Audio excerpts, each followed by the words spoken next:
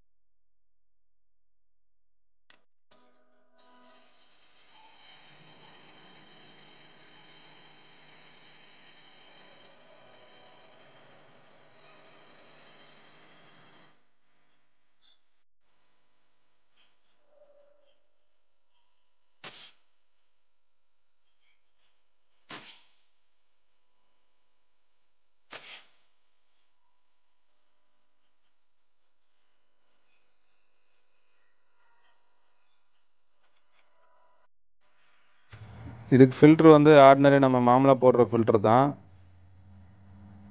இதுக்கு silica gel filter எல்லாம் இல்லை, ஆர்டினரி ஃபில்ட்ரு தான் நம்ம போடுறோம். நம்ம இஷ்டம் தான், போடணுன்னா போட்டுக்கலாம். 15 கிராம் ஃபில்ட்ரு போட்டுக்கலாம், நல்லாயிருக்கும். அது நம்ம நார்மலாக வந்து 400 லிட்டர் வரைக்கும் இந்த ஃபில்டர் தான் நம்ம யூஸ் பண்ணுறது. வந்து சோக்கு ஆயிடுச்சு இல்லைன்னா பிளாக் ஆகுது, அந்த மாதிரி கம்ப்ளைண்ட் எல்லாம் அவ்வளோ சீக்கிரத்தில் வரவே வராது.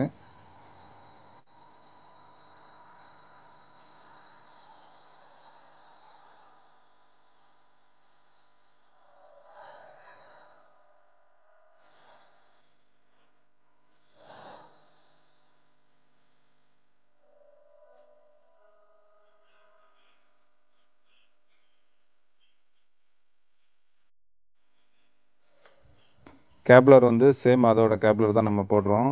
நம்ம கேப்லர் எதுவும் சேஞ்ச் பண்ணல. என்ன காரணம் அப்படின்னு கேட்டால், நமக்கு வந்து இது வந்து பிளாக் ஆகிட்டு வந்த கம்ப்ளைண்ட் கிடையாது.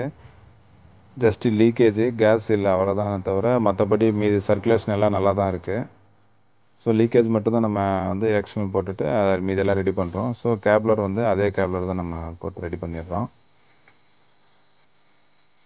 இப்படி நம்ம செக்ஷன் வந்து நம்ம கட் பண்ணியிருக்கோன்றதுனால ஃப்ரெஷ் அவுட் பண்ணுறப்போ நமக்கு வந்து க்ளீன் ஆகிடும். ஒருவேளை நமக்கு கேப்லரில் ஏதாவது இருந்தாலோ, ஆயில் ஏதாவது நமக்கு அப்படியே பிசு பிசுன்னு ஒரு மாதிரி சேர்ந்து அப்படியே பிடிச்சிட்டு இருந்தால் கூட நமக்கு வந்து ஏர் நம்ம ஃப்ரெஷ் அவுட் பண்ணுறப்போ ஃப்ரீ ஆகிடும். எதுக்காக செக்ஷன் வந்து ஃப்ரெஷ் அவுட் பண்ணுறோம் அப்படின்னா, ஒரு வேளை வந்து நமக்கு கூலிங் காயில் எங்கேயாவது சம்திங் சின்ன லீக்கேஜ், மைல்டு லீக்கேஜ் இருந்தால் கூட நமக்கு வந்து பிடிங்கிட்டு வந்துடும். அதனால் வந்து செக்ஷன் கட் பண்ணோம் அப்படின்னா நமக்கு வந்து லீக்கேஜ் வந்து கன்ஃபார்ம் ஆகிடும் இல்லை அப்படின்ட்டு. நமக்கு என்ன தான் நமக்கு பார்த்தா நமக்கு கிளாரிட்டியாக நல்லா நீட்டாக இருந்தது கூலிங் காயில், இருந்தாலும் நம்ம ஃப்ரெஷ் அவுட் பண்ணி ஏர் பிளாக் பண்ணுறப்போ நமக்கு உள்ள லீக்கேஜ் இருந்ததுன்னா தெரிஞ்சிடும்.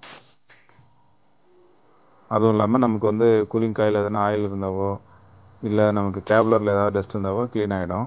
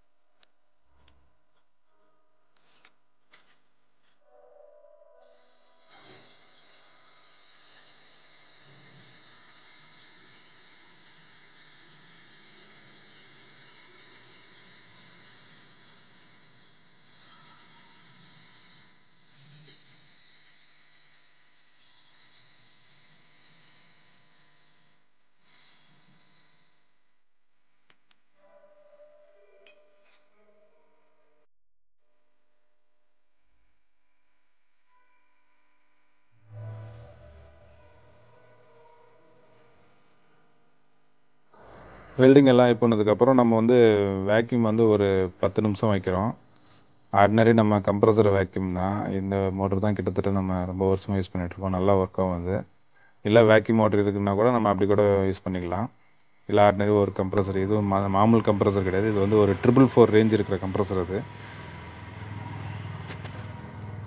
வேக்யூம் ஒரு 15 நிமிஷம் இல்லை 10 நிமிஷம் வச்சு முடிச்சுட்டு நம்ம வந்து கேஸ் சார்ஜிங் பண்ண போகிறோம். இதுக்கு இந்த ஃப்ரிட்ஜை பொறுத்த வரைக்கும் நம்ம வைக்கிற பிஎஸ்ஐ வந்து மேக்ஸிமம்னா 10க்குள்ளே வந்து நமக்கு கூலிங் சரியாக வந்துடணும். உள்ளே உள்ள கூலிங் காயில் எல்லா காயிலும், அதாவது இருக்கிற 4 ரோ பைப்பு வருது அப்படின்னா எல்லா பைப்லேயும் பர்ஃபெக்டாக வந்து ஐஸ் வந்து வந்தால் தான் நமக்கு வந்து கூலிங் வந்து பர்ஃபெக்டாக இருக்கும். டிஃபோர்ட் சிஸ்டம் எல்லாம் ஒர்க் ஆகிறதுக்கு அந்த ஐஸ் வந்தால் தான் நமக்கு எல்லாமே ஒர்க் ஆகும். இப்போ நம்ம கொஞ்சம் தான் ஏற்றிருக்கோன்றதுனால நமக்கு வந்து ஸ்டார்டிங் வர்றதுக்கு மட்டும் ஸ்டார்டிங் பைப் மட்டும் வந்திருக்கும். ஸ்டார்டிங் பைப் வந்து ஒரு ரோ வரப்போகுது. ஸோ நம்ம ஸ்டெப் பை ஸ்டெப்பாக கொஞ்சம் பார்த்துட்டு ஏற்றிட்டு இருக்கிறது நல்லது. ஒரு ரோ வந்து கம்ப்ளீட் ஆகி இன்னொரு ரோ அப்படி ரிட்டர்ன் வரப்போகுது. ஒரு 20 மினிட்ஸ் அப்படியே விட்டுட்டு நம்ம இன்னும் கொஞ்சம் வந்து கேஸ் ப்ரெஷர் வச்சுட்டு அதுக்கப்புறம் நம்ம செக் பண்ணோம் அப்படின்னா நமக்கு நெக்ஸ்ட்டு வந்து இன்னொரு 2 ரோ இல்லை 3 ரோ வந்திருக்கும். அதுக்கப்புறம் ஒரு 1/2 hour விட்டுட்டோம் அப்படின்னா காயில் மொத்தம் வந்து நமக்கு ஐஸ் வந்துடணும். அப்படி வந்தால் தான் நமக்கு வந்து பர்ஃபெக்டாக வந்து கூலிங் வர்ற மாதிரி கணக்கு.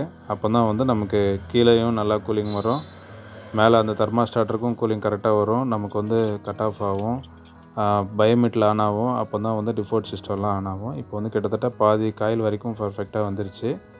அதாவது மொத்தம் 4 ரோன்னா 2 ரோ முடிஞ்சு 3ஆவது ரோ வந்து பர்ஃபெக்டாக வந்துட்டுருக்கு. அதை நம்ம சொன்ன மாதிரி இன்னும் ஒரு மேக்ஸிமம்னா ஒரு 20 மினிட்ஸ்க்கு அப்புறம் ஃப்ரிட்ஜு பக்காவாக வந்து ஐஸ் வந்துடணும். ஃபுல் அண்ட் ஃபுல் ஐஸ் வந்துடுச்சு அப்படின்னா நமக்கு வந்து ஒர்க்கு கிளாரிட்டியாக இருக்கும், ரிசல்ட் நல்லா நீட்டாக இருக்கும். நம்ம சொன்ன ரேஞ்சுனால் இது தான். ஃபுல் அண்ட் ஃபுல் ஐஸு, அதாவது ஸ்டார்டிங்லேருந்து கீழே இருக்கிற பைப்பு வரைக்கும் ஃபுல்லாக ஐஸ் வந்துடும். ஃபேன் பேனல் இருக்கிறப்போ இந்த அளவுக்கு ஐஸ் வந்ததுன்னா தான் நமக்கு வந்து பர்ஃபெக்டாக வந்து 100% கண்டிஷன்ன்றது வரும். ஃப்ரெண்ட்ஸ், இந்த வீடியோ உங்களுக்கு பிடிச்சிருக்குன்னு நினைக்கிறேன். பிடிச்சா லைக் பண்ணுங்கள். ஒரு வேளை உங்களுக்கு ஏதாவது டவுட், ஏதாவது சஜஷன் இருந்தால் கமெண்ட் பண்ணுங்கள். மறக்காமல் நம்ம சேனலுக்கு புதுசாக வந்திருக்கீங்கன்னா மறக்காமல் சப்ஸ்கிரைப் பண்ணுங்கள் ஃப்ரெண்ட்ஸ்.